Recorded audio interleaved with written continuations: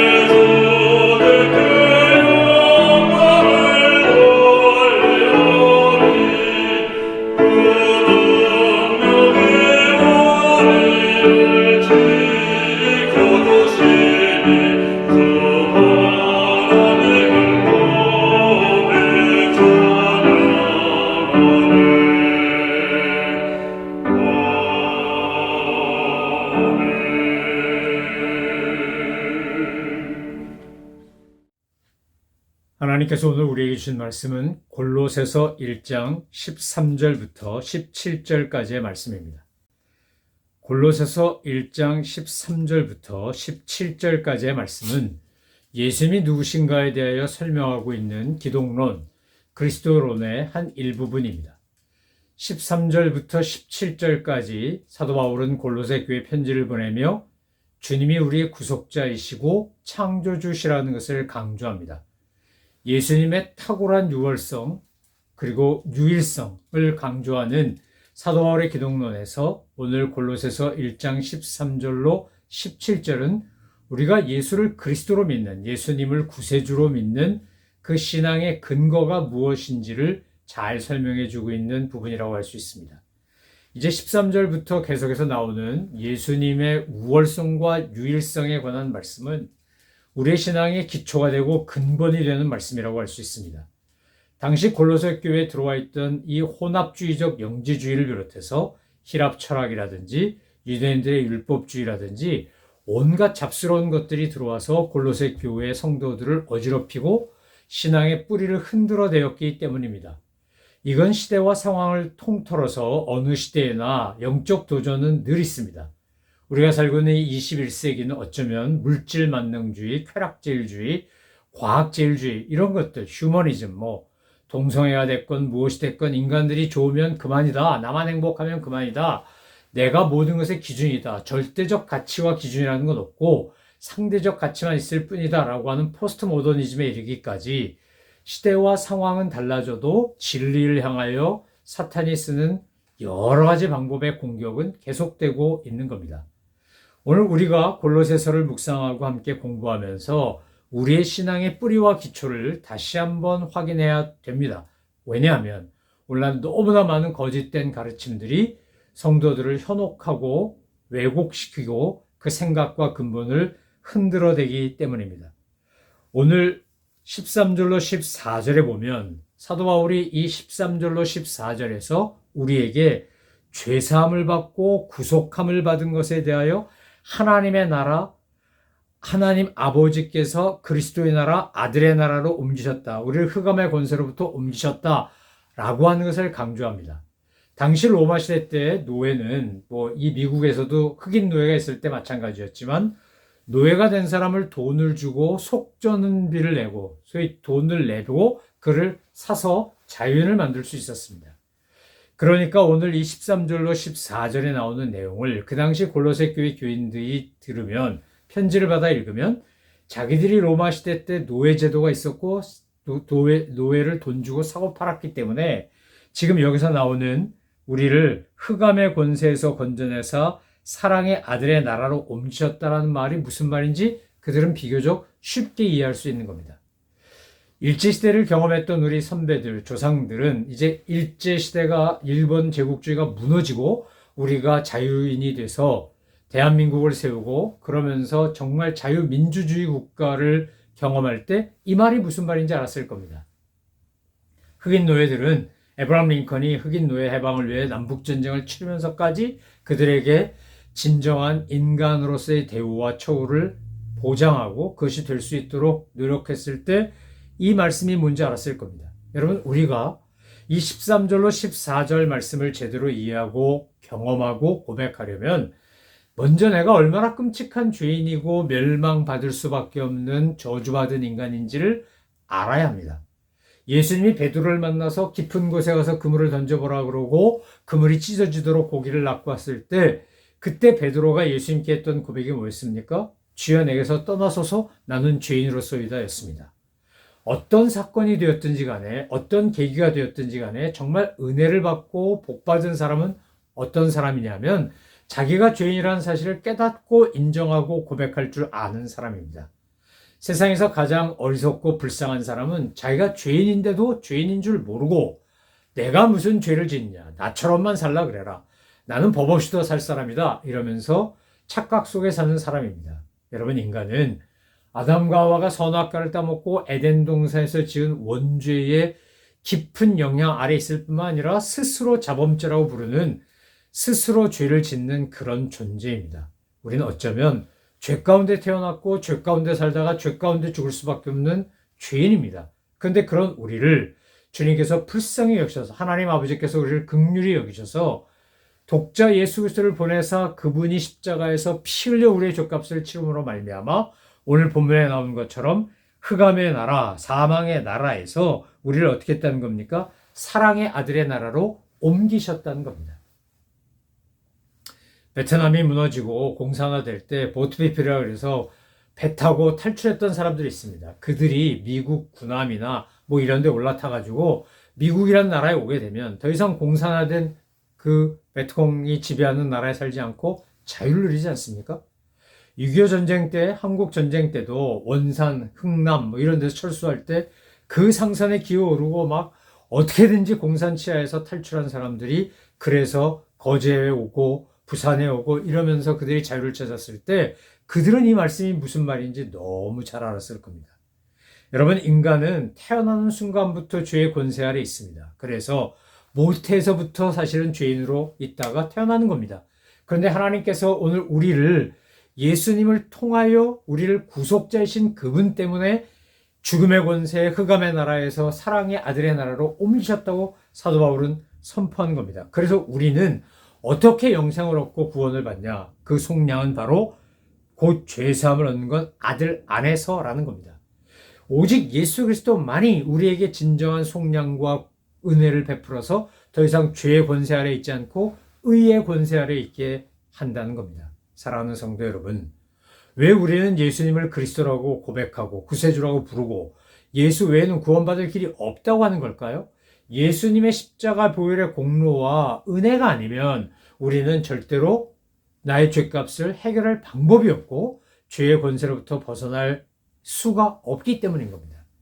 여러분, 어떤 사람이 죄를 짓고 감옥에 갑니다. 보석금을 내지 않으면 풀려날 수가 없습니다. 그러면 그곳에서 구형된 그 징역살이 끝까지 해야 합니다. 그런데 보석금을 내면 풀려날 수 있습니다. 인류가 죄의 권세 아래 있지 않고 죽음의 권세 아래 있지 않고 참 자유와 사랑의 아들의 나라에서 살도록 하기 위해 하나님께서 쓰신 그 보석금이 뭡니까? 우리를 위하여 죽으신 예수 그리스도입니다. 그분의 보혈의 공로와 피값으로 인해 우리는 구원을 받은 겁니다. 그래서 우리는 예수님을 구세주라고 부르고 믿는 겁니다. 예수의 피밖에 없네 찬송하는 겁니다. 창조주이신 하나님이 우리를 만세전부터 택정하셔서 우리를 구원하시기로 했고 우리의 죄값을 대신 아들이신 예수님께 짊어지게 하심으로 말미암아 우리가 구원을 받은 겁니다. 그런데 오늘 15절부터 17절 말씀에 보면 뭐라는 겁니까? 그 예수님은 보이지 아니하는 하나님의 형상이요 모든 피조물보다 먼저 나시니라는 겁니다. 요한복음 1장에 보면 뭐라고 되어 있습니까? 태초에 말씀이 계시니라, 그 말씀이 하나님이시니라. 하나님과 함께 계셨고 하나님과 함께 천지를 창조하셨고 하나님과 함께 모든 만물을 다스리신다는 겁니다. 근데 그분이 그 하늘 보자 버리고 이 땅에 온 겁니다. 여러분, 기독교라고 하는 이 진리는 신비한 놀라운 사랑의 법칙에 의해서만 해석되고 이해될 수 있습니다. 아니, 보통 사람이, 우리 같은 보통 사람은 나의 모든 기득권, 나의 모든 것 다 내려놓고 정말 쓸데없고 보잘것없는 인간을 위하여 그렇게 나의 모든 걸 희생하며 할 수 있습니까? 그런 사람 거의 없을 겁니다. 아니, 거의 못 봤을 겁니다. 여러분 평생에 한 명도 못 봤을지 모릅니다. 저는 가정적으로 정말 감사한 게 우리 부모님이 형제 빚을 갚기 위해 당신의 재산을 팔아서 형제 빚을 갚아주는 기가 막히고 정말 감격스러운 것을 저는 덕분에 경험했습니다. 그것이 사랑이라는 걸 때 배웠습니다. 여러분, 복음 안에서 우리가 누린 은혜와 복은요, 비교할 수가 없습니다. 창조주이신 그분이, 태초부터 계셨던 그분이, 우리를 위하여 먼저 나신 그분이, 우리를 위해 모든 것을 공급하시고 주시는 그분이 나를 위해 죽으시고 창조주이신 그분이 구속주가 되신다는 겁니다. 여러분, 13절로 17절 말씀을 이렇게 묵상하고 있으면, 아니, 하늘의 천사도 세상 모든 것도 다 굴복하는 그분인데, 다 경배할 수밖에 없는 주님인데, 그런데 그 주님이 나 때문에 죽고 나를 위하여 계셨고 나의 모든 것을 아시고 나의 모든 것을 주장하시고 간섭하시고 동행하신다는 걸 깨닫고 고백하는 순간 우리 안에는 더 이상 두려움도 불안도 염려도 걱정도 자리 잡을 수 없습니다. 주 안에 있는 나에게 딴 근심이 있으려가 정말 우리의 찬송이 되고 매일의 고백이 될 수밖에 없습니다. 주와 함께 길 가는 것 즐거운 일 아닌가가 나의 삶의 응원가처럼 되는 겁니다. 왜요? 창세 전부터 계셨던 그분, 창조주신 그분이 나의 구세주고 나의 아버지고 나의 모든 그리스도의 형상으로 내 안에서 역사하신 성령님이기 때문에 그렇습니다. 내 안에 주님의 사랑과 은혜가 그리고 보호하심과 인도하심이 충만히 임하기 때문입니다. 여러분, 인간이 왜 두려워하고 왜 불안해하고 왜 염려합니까? 외롭다고 느끼기 때문입니다. 아무도 내 마음 몰라준다고 느끼기 때문입니다. 나 혼자 이 모든 짐을 져야 된다고 생각하기 때문입니다. 그렇지 않습니다. 오늘 골로새 교회를 향하여 편지를 보내면서 사도 바울이 저와 여러분에게 전하는 메시지가 뭡니까? 우리가 믿는 구세주는 나를 위해 죽으실 뿐만 아니라 이미 창세전부터 계셨고 그분은 창조주로서 마지막 심판주가 되실 때까지 늘 나와 함께 하시고 나의 모든 것을 보시고 아시고 이해하시고 나와 동행하신다는 겁니다. 여러분, 창조주이신 그분이 내 아버지다. 창조주이신 그분이 내 구세주다. 이 믿음의 고백과 이 신앙보다 더 파워풀한 건 없습니다. 더 힘 있는 건 없습니다. 왜요? 아무리 상황이 바뀌고 조건이 달라지고 어려움이 찾아오고 막 삶의 고난의 토네이도가 불고 허리케인이 불어도 창세전부터 나를 사랑하시고 아시고 기억하시고 나를 위해 기꺼이 죽어주신 분이 나와 함께 한다면, 내 삶의 주인이 되시고 인도자가 되신다면 우리는 흔들림 없이 믿음의 길을 걸어갈 수 있는 겁니다. 사탄은 세상적인 것으로 우리를 유혹합니다. 뭐 이것이 오르네 저것이 오르네 이 풍조가 맞네 저 풍조가 맞네 이러면서 우리를 혼란스럽게 합니다. 그런데 여러분, 조금이라도 인생을 살아보면 깨닫는 게 뭡니까? 정말 주님 외에는 믿고 의지할 수 있는 대상이 하나도 없다는 겁니다. 돈이요?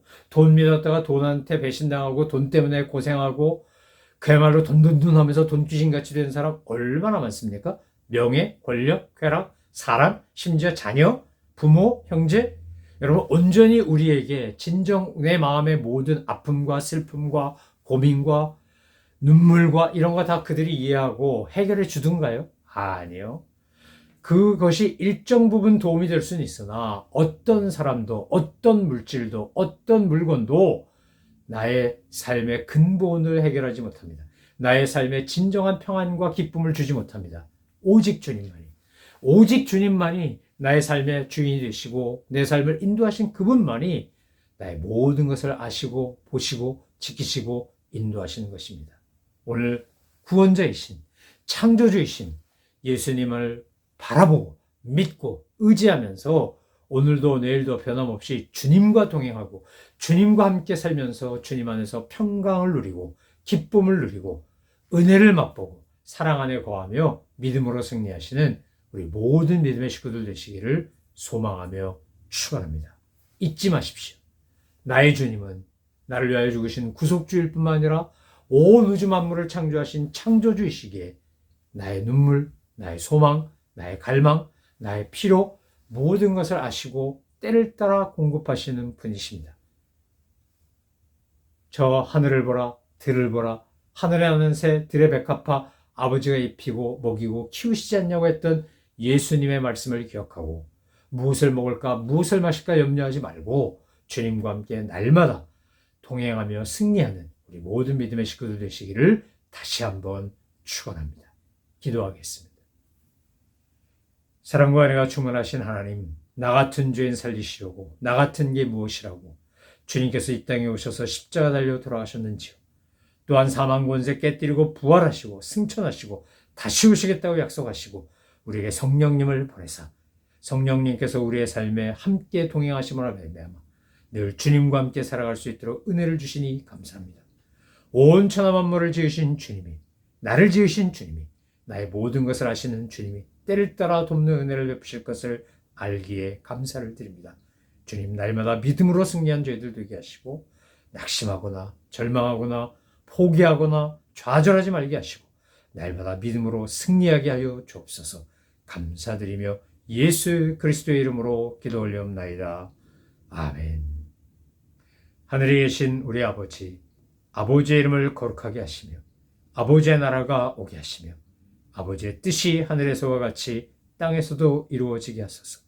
오늘 우리에게 일용할 양식을 주시고 우리가 우리에게 잘못한 사람을 용서하여 준 것 같이 우리 죄를 용서하여 주시고 우리를 시험에 빠지지 않게 하시고 악에서 구하소서. 나라와 권능과 영광이 영원히 아버지의 것입니다. 아멘.